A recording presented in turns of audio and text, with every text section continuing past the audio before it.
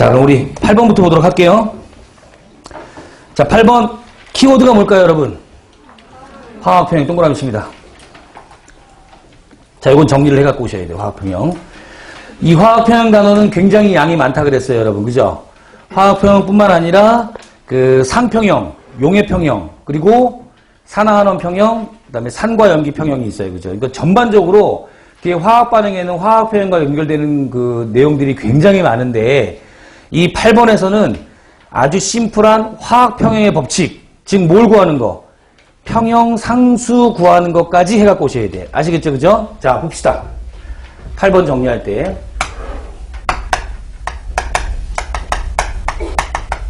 타이틀을 그러니까 화학평형의 법칙이라고 얘기할게요.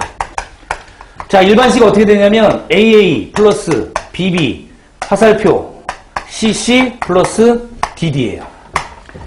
그죠? 이런 일반적인 화학 반응식에서 자, 평형이 되려면 일단은 무슨 반응이 전제가 돼야 된다? 그렇죠. 가역 반응이 전제가 돼야 돼요. 그죠? 자, 가역 반응과 비가역 반응을 굳이 구별한다면 이것도 머릿속에서 이미 정리가 끝나야 됩니다. 자, 대표적인 비가역 반응하면 우리가 많이 배웠던 반응들이 대표적인 비가역 반응이라 그랬어요. 그죠? 대표적으로 무슨 반응?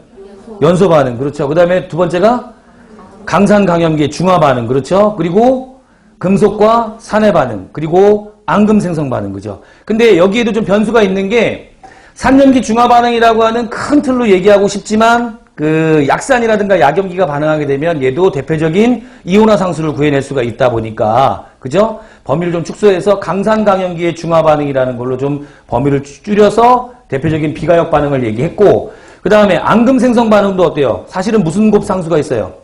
용해도곱 상수가 있어요. 그죠? 용해도곱 상수가 대단히 작긴 하지만 하여간 용해도곱 상수가 존재해서 불용성 물질과 난용성 물질로 구분을 해야 되는데 사실 불용성 물질과 난용성 물질을 구분하는 것도 사실 좀 애매하다라는 이야기를 하면서 큰 틀에서 대표적인 비가역 반응의 내용에는 그 선택지에 만약에 앙금생성 반응 나오면 얘는 대표적인 무슨 반응이라고 생각하셔야 돼요?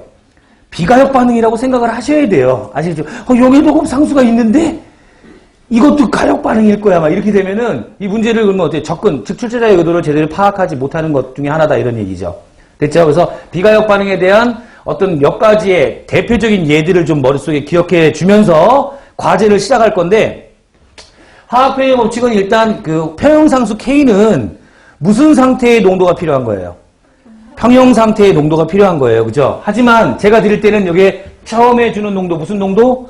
초기 농도, 처음 농도, 두 번째 무슨 농도? 반응 농도, 그 다음에 세 번째가 평형 농도가 주어졌어요. 근데 이 개수가 이렇게 미지수로 나오다 보니까 저걸 가지고 우리가 화학평형 법칙을 설명하기가 조금 껄끄러웠죠. 그죠? 그래서 얘는 그냥 일반적인 평형상수식을 표현했을 거야. K는 어떤 식으로?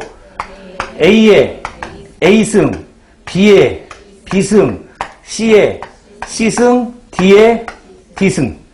이런 식으로 표현해서 평형상수가 크다 작다 했을 때 이 녀석의 평형 상태에서의 반응이 어느 쪽으로 치우쳐져 있는 정도를 파악하는 데 주력해달라 이런 얘기죠. 그죠? 평형상수가 크다라고 하면 보통 몇 이상?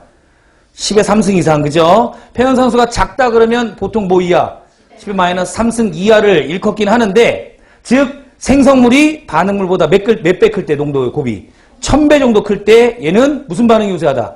정반응이 우세하다. 평형상수가 크다라고 표현을 하는 거고, 자, 이번엔 남아있는 반응물이 생성된 생성물보다 농도의 곱이 1000배 이상 크게 되면, 즉 1000분의 1이 되게 되면 뭐가 된다? 반응은 역반응에 치우쳐져 있고 평형상수가 작다라고 표현을 하는 거예요. 평형상수가 크다 작다지 양수 음수가 아니에요, 여러분. 평형상수는 음수가 있어요, 없어요? 음수는 없어요, 여러분. 양수 음수가 아니라 크다 작다의 개념이고 컸을 때는 어떤 상태인지를 머릿속으로 생각하지 말고 얘는 여기다 다 적어야 돼요. 다. 알겠죠? 그죠? 그래서 이 적은 다음에 이거를 앞으로는 평형상수에 대한 얘기가 나오면 이 정도의 내용은 내가 머릿속에 기억해야겠다. 끄집어내야 된다. 그리고 나중에 실전에 가보면 여러분들이 정리한 이 내용이 선택지에 다 나와요. 무슨 말인지 알겠죠? 그죠? 그래서 되도록이면 세밀하게 정리를 하고 만약에 이번 텀에 정리할 때 생각이 안 나면 다음 텀에 색깔 달리해서 또 적고 또 적고 또 적어야 돼요. 되면 알겠죠? 그죠? 그래서 이걸 완성도를 높여나가야 될 필요성이 있고 자, 조금 전에 얘기했던 실제 농도를 막 집어넣어서 연산을 해가지고 평형상수를 구해보는 훈련을 할 거예요. 그죠? 그때 들어드린 반응이 뭐예요? N2 플러스 3H2가 뭐가 되는? ENH3가 되는 거예요. 그죠? 그죠? 처음 농도 집어넣고요. 반응 농도 집어넣고 세 번째 표형 농도 집어넣었어요. 그죠? 처음 농도와 표형 농도는 뭐와 전혀 관계가 없어요. 개수와 아무런 관계가 없어요. 개수와 관련 있는 농도는 오로지 뭐다? 반응 농도다. 라는 거 기억하면서 처음 농도는 문제 아주 심플하게 나와요, 여러분. 질소와 수소가 반응해서 암모니아가 생성되는 가역 반응에서 그럼 저 반응식이 이미 지면에 써 있어야 돼요. 그리고 처음 초기 농도를 질소와 수소 모두 10몰 농도씩 넣고 반응을 진행시켰더니 6개의 농도를 찾아내야 되잖아요, 우리가. 그럼 어때요? 반응 농도 3개와 표형 농도 3개를 찾아야 되는데 그 중에서 뭐만 주어져요? 단 한 개만 주어져요. 그 한 개로부터 나머지 5개의 농도 값을 다 찾아내셔가지고 뭘 구해야 된다? 평형 상수값을 구해내셔야 된다, 이런 얘기예요. 그 훈련까지가 된 게 이번 과제물입니다. 아시겠죠? 정리 꼼꼼하게 하시고 숫자 집어넣고 반응 지수하고 평형 상수하고 비교해서 반응이 어느 쪽으로 진행되는지 예측.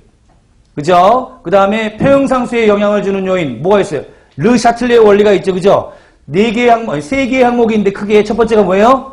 농도. 두 번째 압력. 세 번째 온도 있죠. 그죠? 특히 농도라든가 압력 같은 경우에는 평형은 이동시키지만 평형 상수에는 변화를 주지 않아요. 그죠? 하지만 온도 변화는 평형도 이동시킬 뿐만 아니라 평형 상수 값에도 변화를 준다라는 내용이 각각 항목별로 반응 물질 중에 누구 농도 증가 감소, 누구 농도 증가 감소, 누구 농도 감소. 됐죠? 압력일 경우에는 압력 증가 감소, 부피 증가 감소. 됐나요? 그 다음에 온도일 때는 발열 반응, 흡열 반응을 예상하셔가지고 온도 올리고 낮췄을 때, 온도 올리고 낮췄을 때 평형 어떻게 이동하고 상수값 어떻게 변하는지까지 완전히 정리하셔가지고 자기 걸로 만드셔야 돼요.